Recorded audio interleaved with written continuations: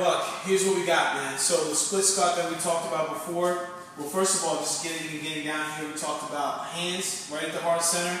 It's extending, reaching, inhale.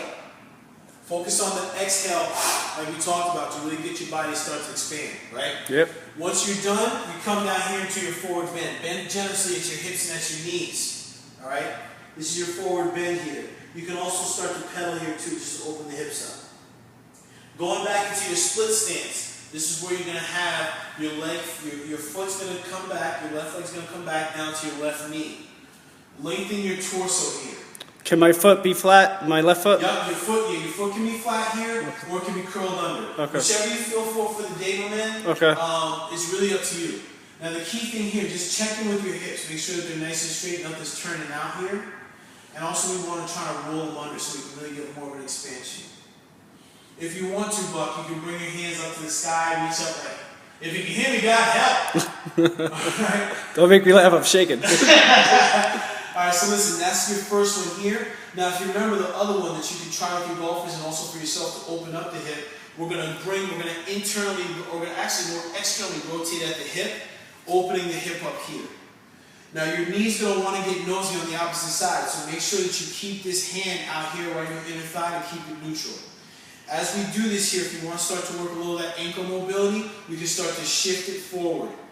Start getting a little dorsiflexion here. Gotcha. Okay? Yeah. Now as you're doing this, it's going to start to open the hip up. Okay? You're going to start to feel it in your glutes, inner thigh, to start to really open. And one of the things we talked about too, this is going to be a good way to check and see if there's a limited mobility here. Because if they start raising your ankle up, you know that something's up. Okay? Now coming back here, we're going to come back. You can come back to your child's pose. Remember this one, this is like we talked about. You can keep this active like how you're doing now with your clients. Yeah. Or this could be like their return base. So if they feel a little unstable or something, or you just want them to breathe and relax in the beginning or end of the session, just here. Gotcha. And the key thing is some people, they may have limited range to reach their forehead to reach the ground, so stack your fists. Or here. Gotcha. Or if they can if they go all the way down, have them go here. Okay? Yep. For the downward dog, you're pressing your hands into the ground, okay?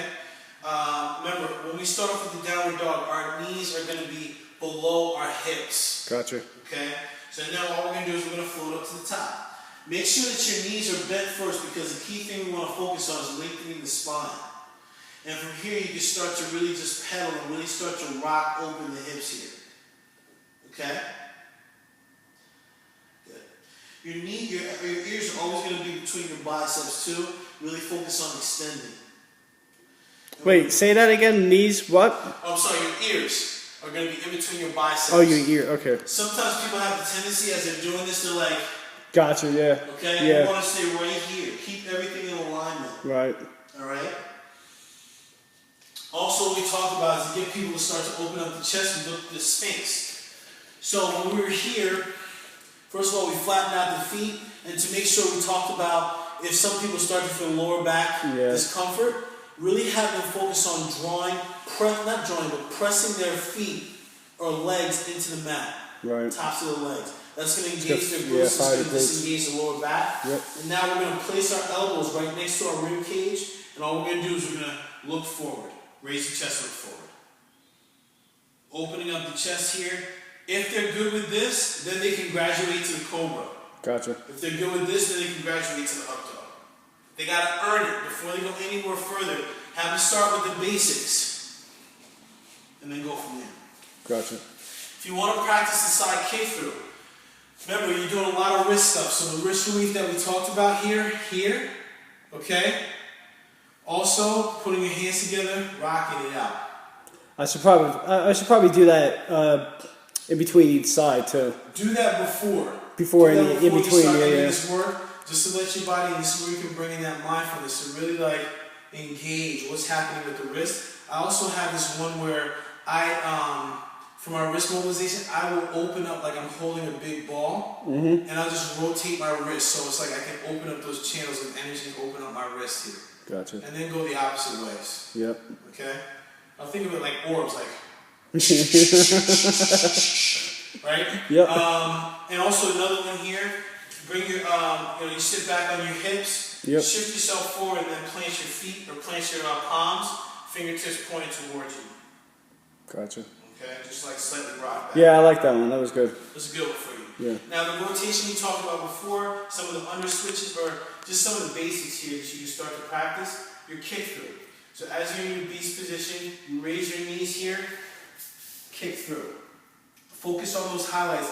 Hip open here, that external rotation here. On the opposite side, flattening out the leg, pointing forward, chest high, and back. Now, your knee. Mm-hmm. Should the knee be over the front part of the ankle? Like here? No, back more, like the front of the knee over the front part of the... Right here? Yeah. Well, the key thing is to have this foot flat. Right. You don't want to, if you have somebody like here, yeah. Like a lot of times when I'm teaching, I see people right here, and the key thing is like, just to get them to be comfortable in this position first. Alright. So when they come here, they're good.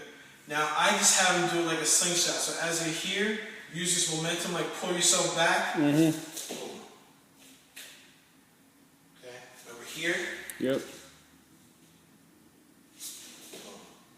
Gotcha. Okay, and then off to the other side. Sit down, and you can, as you get better with the buck, you can have it where it's like, you're keeping your legs up. But for right now, rather you just sink down to the hips. Gotcha. Get your position set, man. Let your body build that pathway. Let your body build that pathway so you can get used to these movements. And as you keep your hips up, you're flowing with it. Gotcha. You're stable. You're structurally sound. Gotcha. Any other ones that I'm forgetting? No. Okay. Okay. All right. Yeah. So those are the ones. So I'll send you.